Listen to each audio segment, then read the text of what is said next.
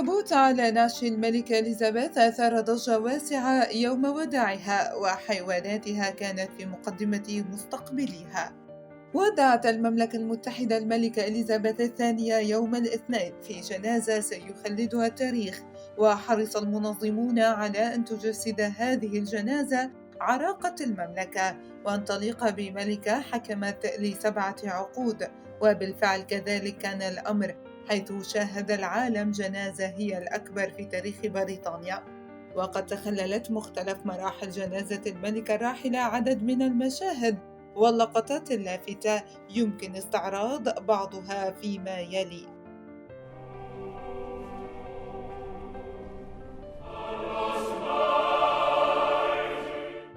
وكان في مقدمة مستقبلي نعش الملكة إليزابيث الثانية حيواناتها المفضلة، خصوصا تلك التي ظلت ترافقها بعد رحيل زوجها الأمير فيليب.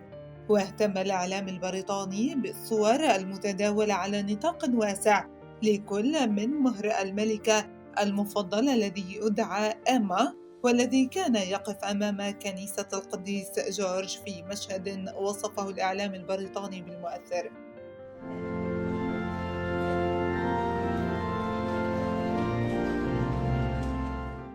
كما شهدت جنازة الملكة يوم تسليم رعاية الكلبين المفضلين للملكة إليزابيث الثانية إلى ابنها أندريو، الذي سيتولى رعاية الكلبين مويك وساندي، وهما الكلبان اللذان كانا يرافقان الملكة كثيرا في جولاتها خارج لندن. وتداول المغردون ووسائل الإعلام البريطانية وبشكل واسع صور الكلبين وهما يسلمان للأمير أندريو بعد أن ودعا نعش الملكة.